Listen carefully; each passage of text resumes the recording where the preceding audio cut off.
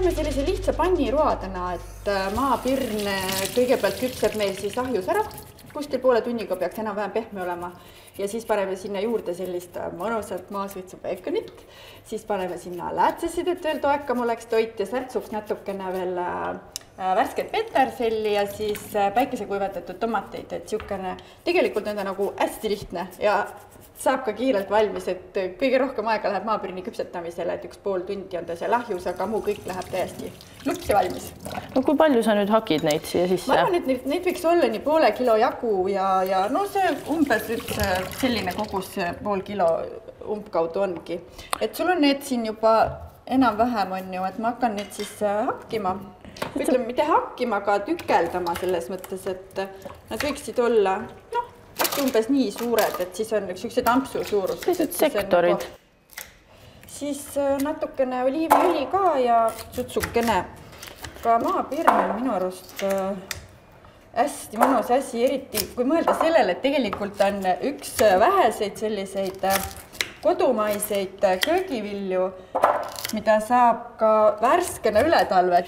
Aga siin on nagu paar asja selle maapirniga, mis võiks meeles hoida, et kui juurviljades on süsivesikud tärklise kujul tavaliselt, siis maapirniga on lood teised, et ta pole päris juurvili ka, see on nagu selline taime juurepaksend. Et temal on see süsivesik siis inuliini kujul ja see inuliin võib olla mõnedel inimestel veidi raskesti seeditavad. Seda tuleb omal nahal ära proovida, sest et minule, ka minu pereliikmetel näiteks ei ole ta kunagi probleeme tekitanud, aga minu tutvusringkonnas on vähemalt üks inimene, kellel hakkab ka õht valutama pärast. Nii et kõigile ei sobi? Kõigile ei sobi, aga seda tuleks nagu proovida, et see on just tänu sellele inuliinile, mida ta sisaldab.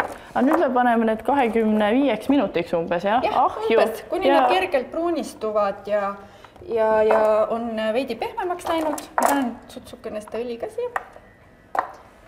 Nii, sutsoola ka.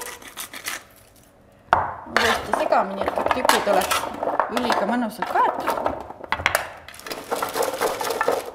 Ahju ta läheb. 20 minutit ja siis vaatame, mis saab. Sinna läheb siis nüüd peekonit veel natukene, et siuke mõnus korralik rasvane peekon. Selle ma lõikan lihtsalt ribadeks. Äkki sa siis hakid päikesekuivatatud tomatid, eks? Kõik koguse kogus? Ma arvan, 5-6 oleks täitsa paras kogus. Aga siis peterselli oleks ka vaja ka nüüd hakkida, üks suur peotäis. Nii, panna nüüd siin soojas saab peekonit peale panna. Pann ei pea väga kuum olema, et peekon hakkab tasapisi seda rasva välja ajama, muidu ta läheb liiga kiiresti pruuniks. Siia lähevad sibulad ka, ma saan aru. Jaa, punased sibulad, aga need ei lähe mitte pannile, vaid need lähevad meil pärast selle valmis toidu peale nagu nii-öelda salati eest selliseks värskuseks. Punane sibul on nii mõnus maheda maitsega, et seda võib täitsa toorelt krõmpsutada. Lõika sellised rõngad, kenad rõngad, siis on silmale ka ilus vaadata. Ma lugesin tegelikult, et tehakse isegi maapirni smuutit. Põhimõtteliselt keefirid pannakse kama, midagi natukene veel. Aga toorelt siis läheb sinna sisse? See keedetakse tegelikult pehmeks ja siis läheb smuutisse. Pole sellist asja, selle peale ausalt öeldes ise tulnudki. Et ma olen teda küll niimoodi, toorelt niisama ka krõmpsutanud, aga selles mõttes, et peamiselt ikkagi ta läheb nagu küpsetatuna. Minu arust see pähkline maitse tema juures on nagu hästi mõnus, nagu tõsiselt maitseva.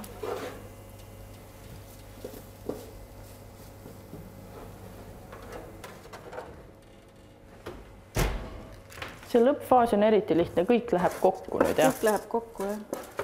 Ma isegi läbi oma nohu tunnen seda mõnusat pähkli lõhnamist tuleb. Kas sellest lõhnab natuke pähkliselt? On. Nii, nüüd need ülejäänud asjad. Ma toon nüüd lähemale, saad panna. Jaa, pane siia lähemale.